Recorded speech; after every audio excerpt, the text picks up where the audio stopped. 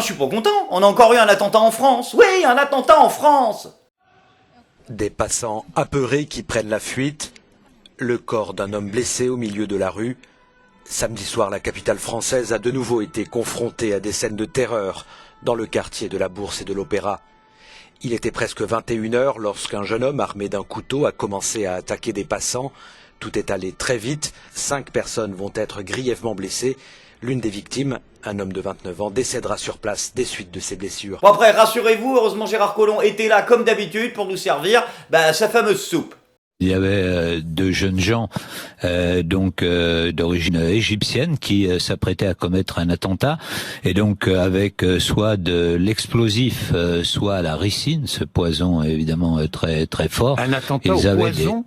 Ils avaient un poison. Ils avaient des tutoriels qui indiquaient comment construire effectivement les poisons à base de ricine. Et voilà, El Famoso coup du... Ah oui, alors attendez, parce que vous nous dites qu'on a eu des attentats. Oui, c'est vrai, mais alors c'est vraiment pas de bol, parce qu'il y a 2 mois, figurez-vous qu'on a empêché un attentat terroriste avec des armes chimiques. Ah oui, il y avait un projet, les mecs qui arrivaient, il y avait des F-16, Jean-Michel Jarre et tout. Non, je vous jure, c'est un énorme truc. On était là. On a oublié de vous le dire, et c'est là que justement... Ah bah tiens, ça m'a rappelé ça. Oui, alors ça c'est la fameuse combine qui nous ressortent à chaque fois. Ils nous disent en gros, rassurez-vous, on bosse. Ils étaient plusieurs. Ils étaient 2 frères. Deux frères. Comment ces 2 hommes ont été interpellés et pourquoi? Alors, si vous voulez, parce que évidemment on suit un certain nombre de personnes sur des réseaux. Il se trouve que était sur Telegram. Ah oui, non, pardon, il va plus loin, GG. C'est-à-dire qu'il dit aux gens on bosse, mais il rappelle aussi aux terroristes comment ils bossent. Dites-leur les combines, comment vous arrivez à les pécho, les réseaux que vous surveillez, tout ça. C'est bien, mon GG. Bon, du coup, mon GG, vu que la salade que t'essayes de nous servir, elle est pas vraiment fraîche, comme dirait Cyril Lignac, c'est l'instant de passer aux notes. Donc pour le fond, écoute, c'est du 0. Oui, parce que non seulement les 2 mecs, ils étaient absolument pas frères, et en plus, il y en a que un qui est en garde à vue. L'autre a été immédiatement relâché, parce que il semblerait qu'il ait rien à voir avec la magouille. Et sur la forme, c'est un 0 aussi, mon GG. Parce que je suis pas du tout en train de dire que les attentats que vous déjouez et que personne peut vérifier, il s'est rien passé. Attention, vous bossez très probablement. C'est pas que tout ça, ça existe pas. J'essaie de vous dire que si vous voulez gagner un peu la confiance, parce que c'est le but, c'est pour ça que tu vas chez Bourdin, des Français, il faudrait peut-être à un moment faire des trucs que les gens peuvent vérifier. Tu vois, physiquement. Tu vois, donc à un moment, on porte ses couilles et les terroristes, on va les chercher au fond des cabinets. Voilà. Des chiottes. Mais non, des cabinets ministériels. Il n'a plus toute sa tête, il est incontinent. Gérard Collomb. Putain, mais c'est dingue qu'on n'arrive pas à lutter contre le terrorisme. Je veux dire, ça y est, maintenant on a enfin une politique de droite. Donc on devrait, que Macron c'est le mélange de la gauche et de la droite. Ah oui, non, mais ça, non, ça. Non, c'est fini ça. Aurore Berger, elle a calmé tout le monde, elle a mis les pendules à l'heure. Nous avons trouvé un point d'équilibre entre les propositions de la droite et de l'extrême droite.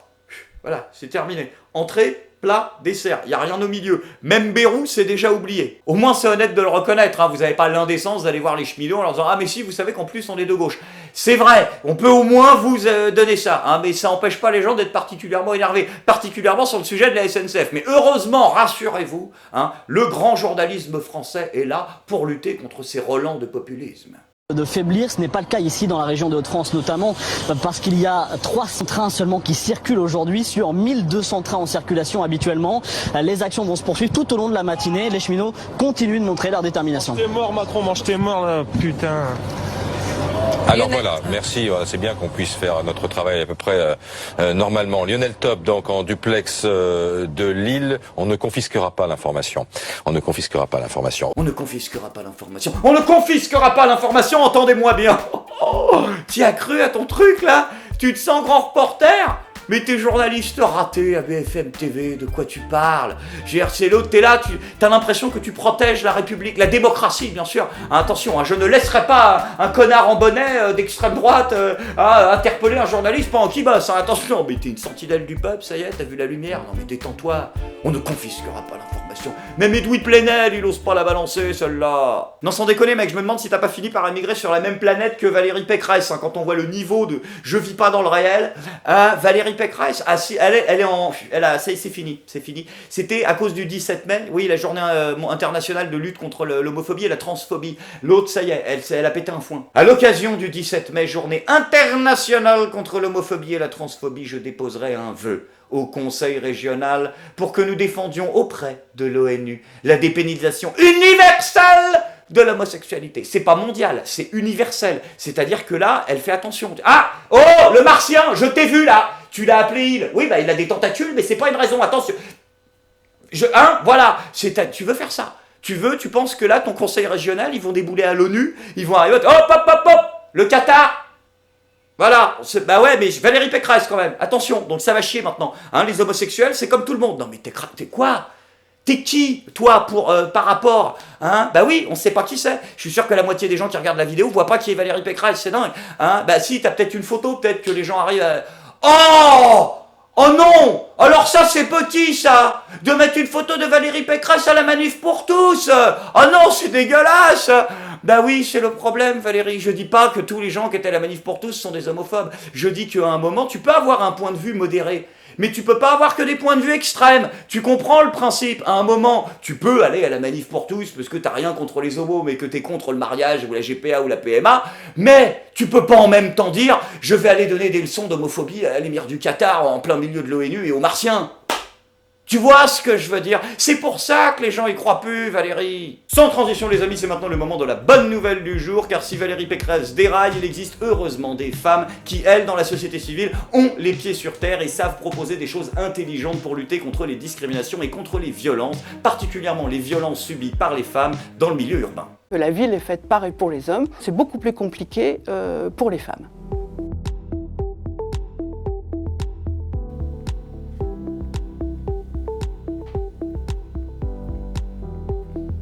Ah, j'en peux plus! Putain de ces jingles atroces qui te mettent dans toutes les espèces de... Inclusif, hein, mouvement, ready, en marche.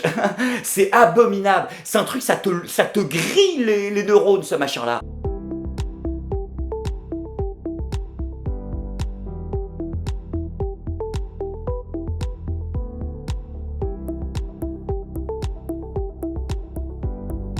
La ville se distribue en différentes zones, de façon classique. Les zones où l'on travaille, les zones où on réside le soir.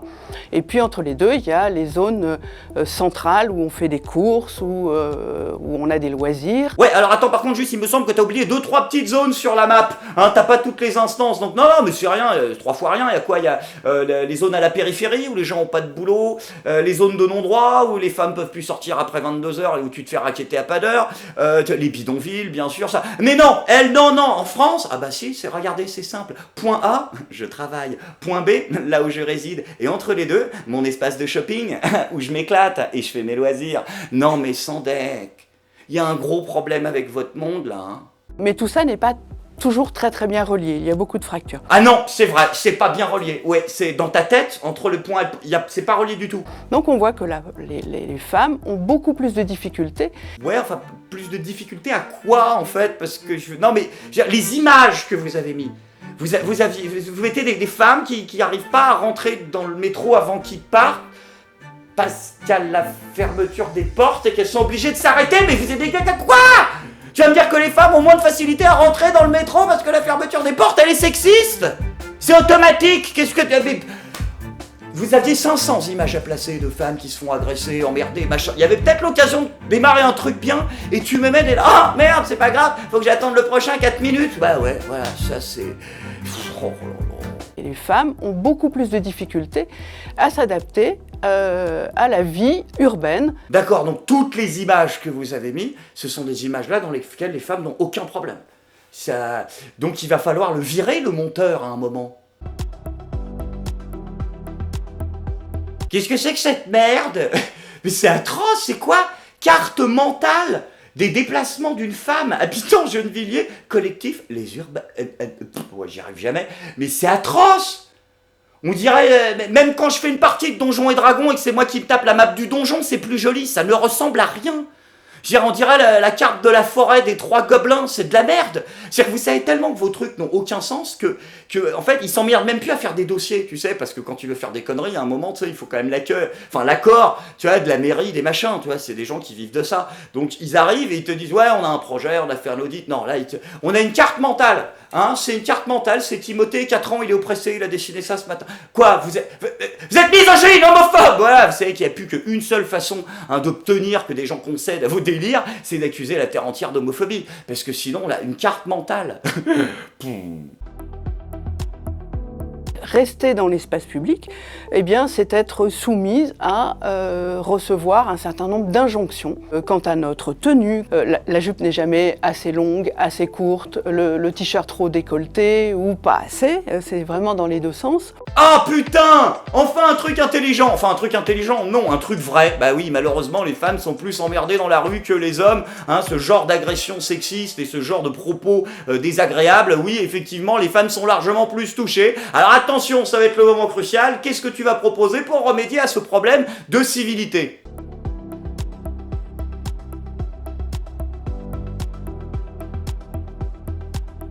Si on installe des mobiliers dits inclusifs dans un environnement agréable, eh bien ça change la donne.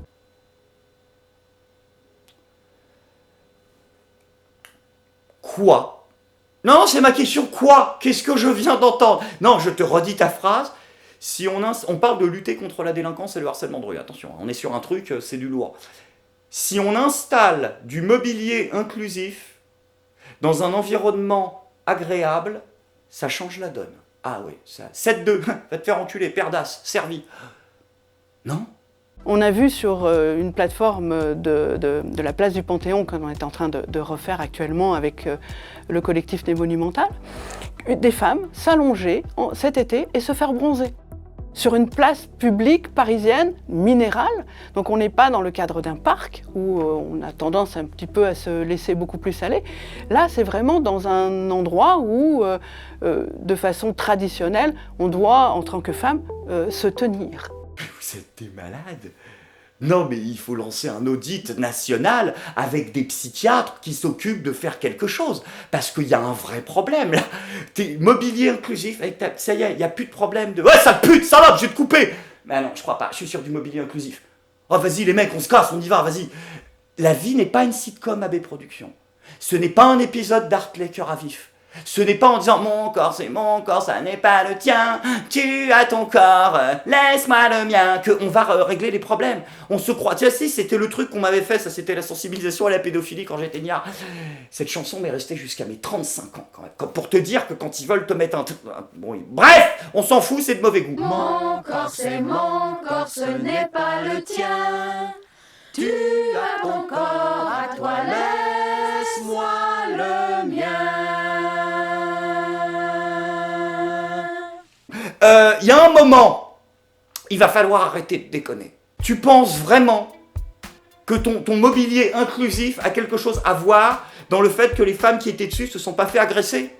C'est parce que c'était l'après-midi, en plein été, en plein cagnard, et qu'il y avait des gens regroupés au même endroit, et que statistiquement, quand les gens sont regroupés au même endroit, hommes comme femmes, ils se font moins emmerder. C'est le principe. C'est pour ça, par exemple, qu'on a mis des lampadaires dans Paris à une époque. Regarde, c'est quand les gens sont tout seuls dans le noir, dans les ruelles, et ben en fait, ils se font plus agresser quand ils sont tous ensemble sous un point lumineux, dis donc. La chancla. C'est le même principe. Se tenir.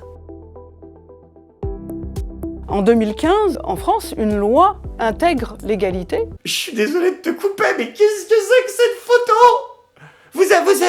C'est quoi? C'est quelqu'un de l'équipe que vous avez pris en photo? Il y a vraiment une femme qui est arrivée qui a dit « Oh, du placo! Oh, je suis libre! » Non mais quoi?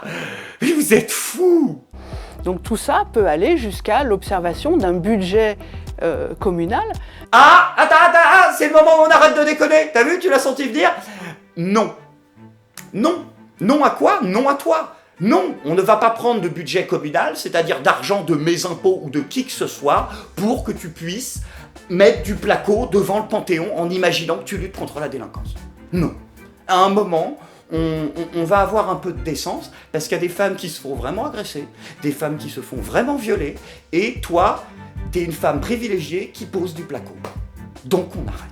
Hein? Ne serait-ce que par dignité et respect pour ces femmes-là. Et la ville du futur, c'est aussi un changement de société qui va arriver, qui va être l'acceptation de toutes les identités. On va se libérer, à mon sens, je l'espère fortement, de tous ces stéréotypes et toutes ces normes de genre qui nous obligent à être des personnages sociaux, genrés, femmes ou hommes, et reconnaître tout le bienfait d'aller vers l'autre et d'accepter sa différence. T'as compris quelque chose là? Non, t'as rien? Bah non, parce que là c'est... J'ai jamais entendu un truc aussi vide, creux et inintéressant. Là, une telle dose de progrès en 35 secondes, c'est vrai qu'après, moi je suis un vieux cis blanc, hein, j'ai du mal à... Mais là, la phrase que t'as faite là, même un Malek Bouti sous coke, il te la sort pas. Non, mais ça n'existe pas ton truc. Et ça n'existera pas. C'est ça le problème, c'est que elle pourrait peut-être être très belle, votre société multiculturelle de la différence et de la barrière, de mon cul, du miroir magique, mais tu penses vraiment qu'on est parti là-dedans, toi? Sur ta société de la tolérance et de l'acceptation des genres? J'ai pas l'impression, quoi. Fais un petit tour dans certains endroits, entre ton point A et ton point B, jetez un coup d'œil et peut-être que tu vas déchanter un peu, quoi. Hein, mais tu dis, bon, je l'espère. Tu dis, une société, je l'espère. Heureusement que tu es dans le domaine de la croyance, quoi. Parce que c'est une secte, quoi. Votre truc, c'est on dirait le sketch des inconnus. Je veux dire, à un moment, il n'y a aucune différence entre ce que tu viens de dire et ça. Une totale liberté des pensées cosmiques vers un nouvel âge réminiscent. Ah, moi j'entends la même chose, je suis désolé d'être un vieux cis, hein. Puis à un moment là, mais le problème par contre, c'est que le pognon que vous nous raquettez pour vos délires là, lui il est pas du domaine de la croyance. Lui. Non, il l'est pas, quoi. Je suis pas content.